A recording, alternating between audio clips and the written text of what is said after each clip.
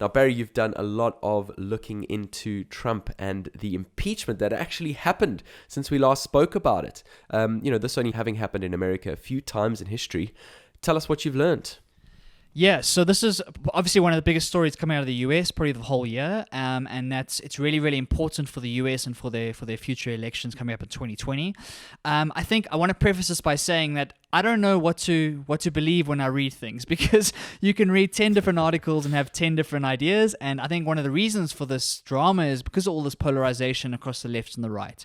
So let me try and give you the fairest representation that I can, with the preface that I'm using secondhand sources here. So basically, the House of Representatives voted to impeach Trump, and we chatted about that in the previous episode, and they actually ended up winning that charge, and Trump was impeached by the House of Representatives. The charges laid against him was he was accused of having withheld $400 million worth of military aid to Ukraine that was already allocated by Congress, and a White House meeting for their new president, right? And what Trump was allegedly trying to do was withhold that money so that Ukraine looked into potential damaging material on Joe and Hunter Biden. Now, Joe Biden was the vice president of the Obama administration, and so Trump is trying to weaken allegedly, Trump is trying to weaken Joe Biden's stand and the Democrats' stand for the 2020 election.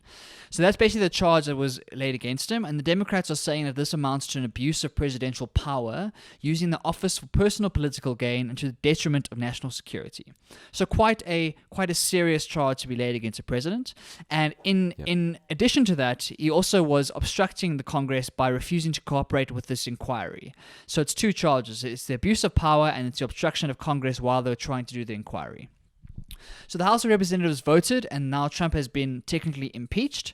And what happens now is that it now moves to the Senate, and the Senate needs to vote on what to do with this impeachment. So they can either convict him, and then he leaves the presidential office, or they can acquit him, and he remains in his position, and the kind of gets thrown away. So that's the next step in this process. Where this gets tricky now is that Trump and the Republicans control the voting power within the Senate, right? In order to convict Trump, they need to vote 2/3 majority against him, right? So they need 66% of the vote, and at the moment, Trump has 53% of the vote in the Senate. So unless a significant portion of his own party vote against him, this looks like he may be acquitted. However, we don't know what's going to happen, right? No one knows exactly what's going to happen, and I would imagine there are some people within his party that are seeing the writing on the wall for Trump and might think that a change is needed, and maybe they will vote against Trump. But again, seeing the bipartisan kind of politics we've seen in the last year or so, the left and the right hate each other so much that I wouldn't be surprised if they stick to their party lines and they vote as expected, and this gets acquitted altogether. When it comes to the Senate votes, Trump wanted this to happen immediately. So Trump went ballistic when he found out the news, and on Twitter he went berserk. And he wants it to go to the Senate immediately because he believes the case isn't strong enough, they don't have enough evidence, and he knows that he has the numbers in the House. The Democrats, on the other hand, are trying to stall because they obviously need to figure out how now to turn that 53% deficit into a 66% on their side of the coin. And so they're trying to delay and trying to get the right witnesses into the Senate to try and change the minds of the people that need to change the minds of. So it's really a battle right now where it's going to the Senate. Whether it happens today or whether it happens in 2 months' time, that's the debate.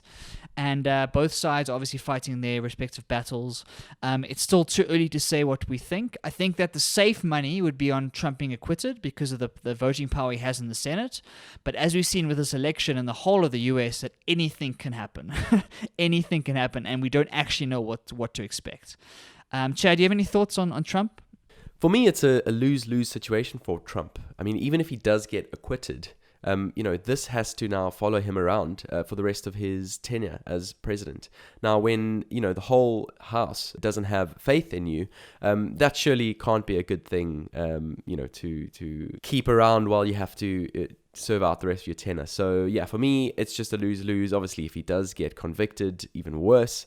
And as you said, I think it's really interesting when it comes down to a vote.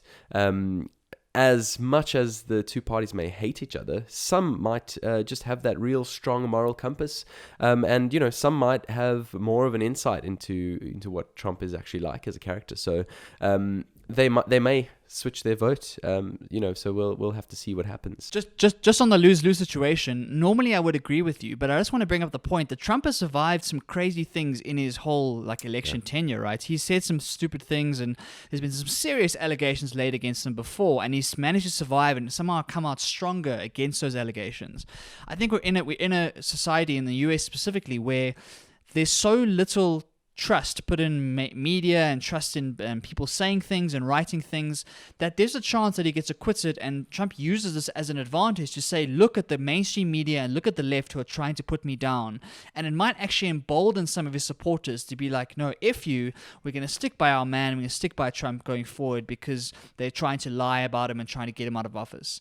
So I think it's interesting here. I think that there is a small risk that Trump actually gets strengthened by this if he gets acquitted, because the Trump supporters are so desperate to change the status quo and to kind of fight back against this radical left, as they call it, that I'm hoping not, but maybe there's a chance that if he gets acquitted, he can turn this into a election tactic to say, look at what they tried to do to me and they still can't stop us.